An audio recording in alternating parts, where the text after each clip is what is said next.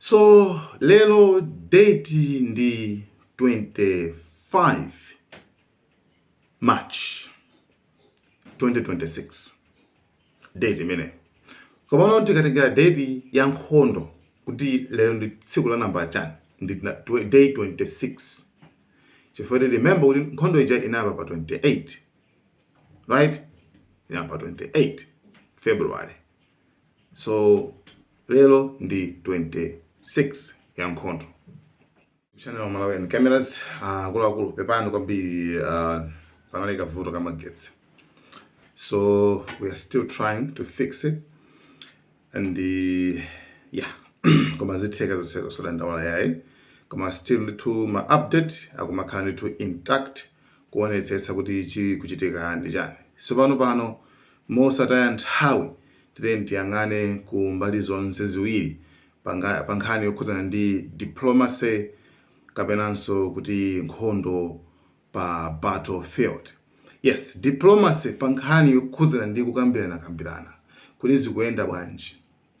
Uku zikuyenda bwanji nanga pa ground iso zikuyenda bwanji. Chifukwa zinthu ziwirizi zimene zikuyenda kuti ziyende limodzi. Akakambirana bwino ndikuti pa ground iso ndithu nkhondo ichita moti akapanda kukambirana bwino pa ground iso ndikuti nkhondo siyithaso izingopitiriraso.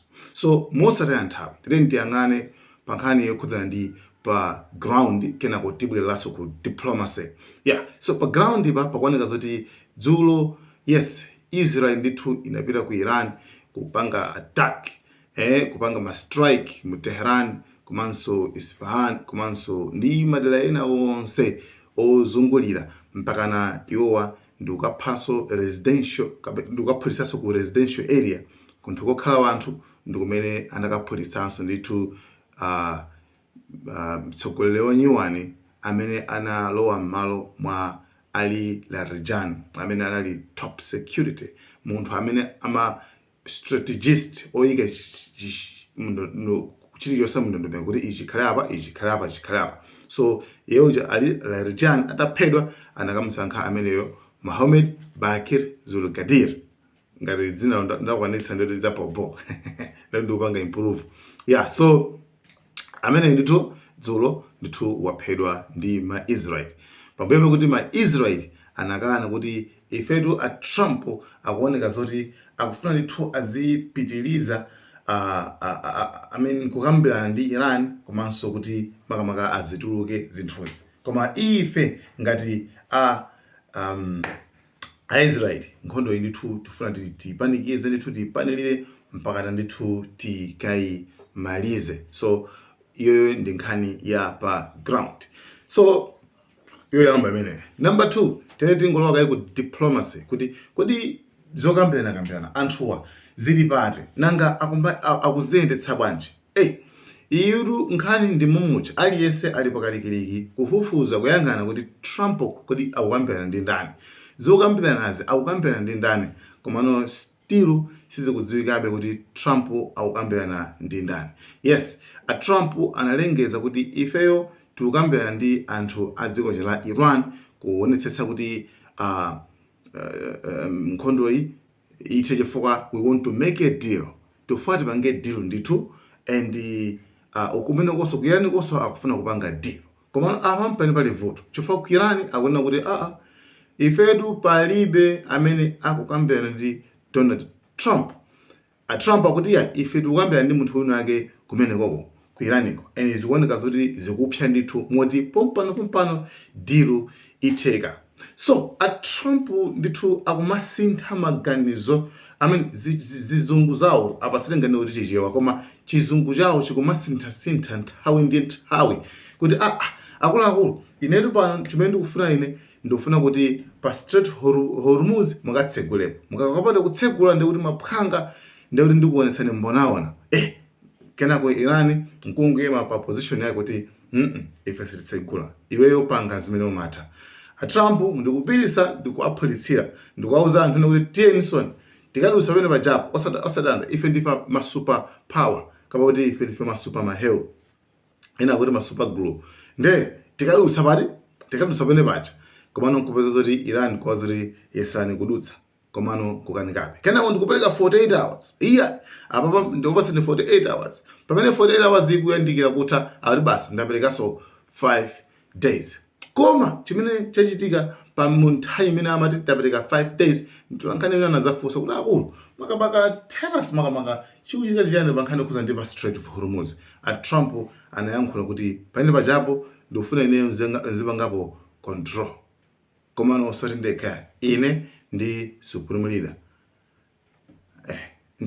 supreme leader iweyo ndi supreme leader muzakapanga control pene pachati yes ife anthu awe ife tizakapanga control supreme leader ake uti aliyense amene msankhe so pamene zinthu ziche zasintha nkhani siyokhuza ndi kutsegula pa Strait of Hormuz komano nkhani ili pano ndiyone kuti Trump ndi aliyense amene angasankhidwe ku Iran awiri iwo ndi amene afuna zipanga control pamene papo ngati joint team muzoona kusintha kwa zinthu eti nkhondo iti kumayiona eti zinthu zikusintha naso pano pasono mission ya ili pano siyotsegula pamene pajapo kapena kutani koma nkhani ukhuza kuti Trump ndi aliyense amene angasankhidwe ku Iran azikapanga akhayano ake apa Strait of Hormuz. And who's in control of it? Will Iran still be able to control the flow of oil? Be jointly controlled. By who? Maybe me. Maybe me. You want the United States to be in Me control and of the Ayatollah, whoever the Ayatollah is, whoever the next Ayatollah. Look, and there'll also be a form of a very serious form of a regime change. Now, in all fairness, everybody's been killed from the regime. Yeah, so ndiye sa nditumwa wamva adat amene amamenya kuposa ina aliyese akufuna pattern sakufuna kukamenya okha nkhondo ichi akumafuna mzawo woti azikapanga naye control pa Strait of Hormuz. Chabe number 2 tero waso pa ground iso apa ndapera ku diplomacy tero waso pa ground iso makamaka pamene to Iran inatumiza mawave osiyana mabomba osiyana.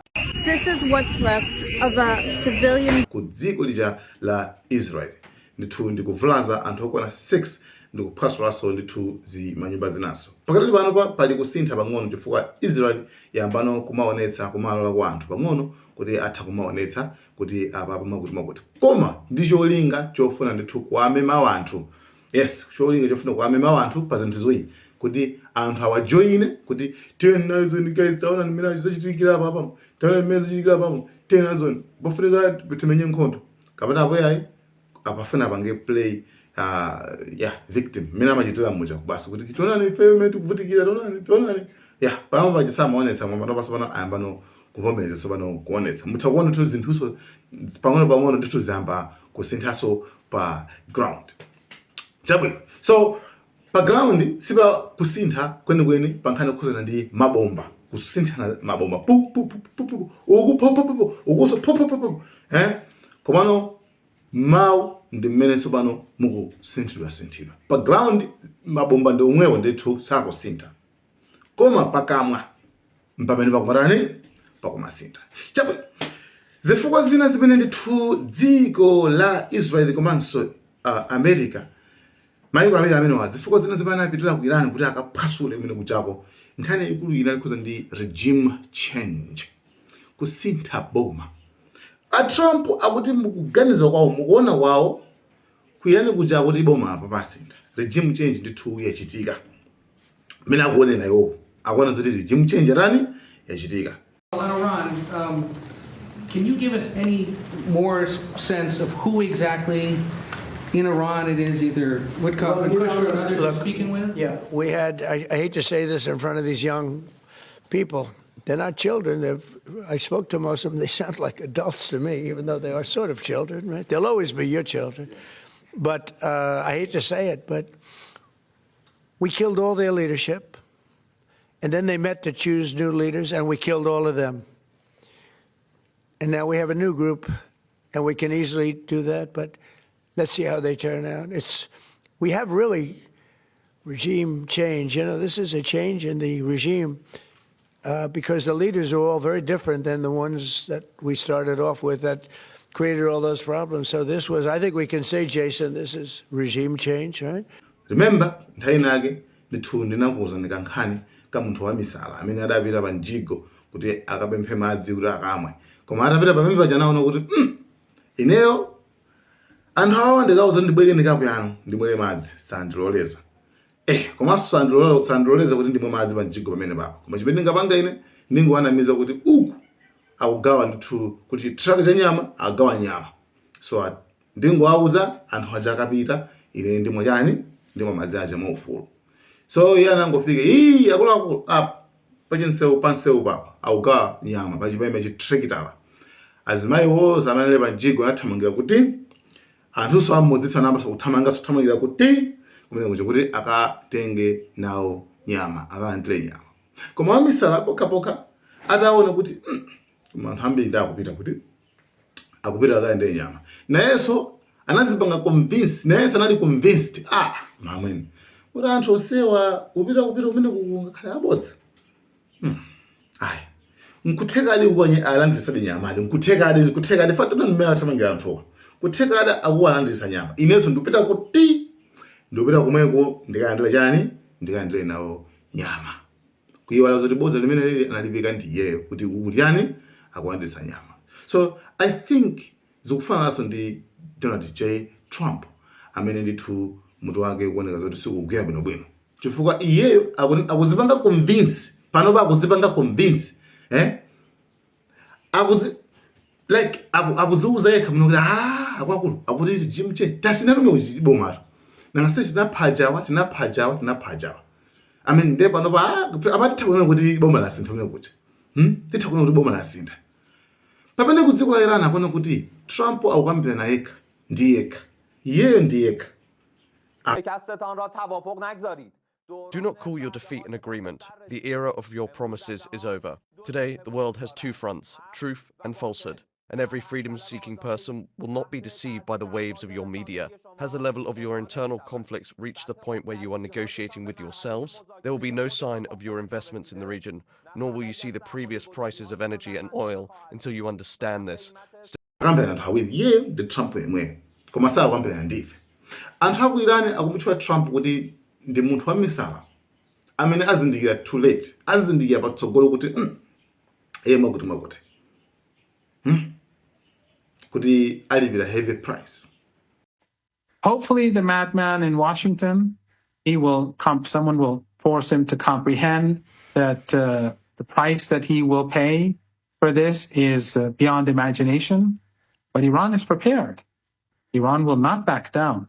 And it is waiting for the 48 hours to finish to see what it has to do. Okay. Chabwino. Timvani pamene papa. Pankhani yokhudzana ndi Trump. Right? Afuna azipange convince wokha. Afuna anthu akhulupirire kuti iye akulumikizana ndi anthu akuyana. Anthu akuyaniko mpaka na iye ndithu amupasa mphatso. Iran akuti ampatsa mphatso. I don't know. Koma mphatso safuna sokuyitchulaso. Ati mphatso ndi mtengo wapatali kwambiri. Moti Trump akukhulupirira kuti nziti basa anthu wadiru yakhala pang'ono mne chako. Akula ndizovuta kwambiri kuti pamene pake mumvesese bwino Trump. Then why bother talking to them? Because they're going to make a deal. They did something yesterday that was amazing, actually. They gave us a present, and the present arrived today. It was a very big present worth a tremendous amount of money. And I'm not going to tell you what that present is, but it was a very significant prize. And they gave it to us, and they said they were going to give it. So that meant one thing to me: we're dealing with the right people. Is that nuclear related? No, it wasn't nuclear related. It was oil and gas related. And it was a very nice thing they did. But what it showed me is that we're dealing with the right people. Because, you don't know, because the leadership was killed, all gone. Khomeini, all gone. As the expression goes, the past supreme leader. And then the new supreme leader was racked up, at a minimum racked up pretty good. And everyone else was gone. And then many of the people... So, mama uno, tangamba dimene, kutsogolo kuno, ditu ma update akubwera nditu. Guys, thank you so much. Ndinaiwala. Okay, yeah. Okay. No, date ndachula kale paja ena manuzo date muzitry date tifata mona video kale kale ebana kwambiri kambira ndizitry date. All right, thank you so much, Malawi cameras.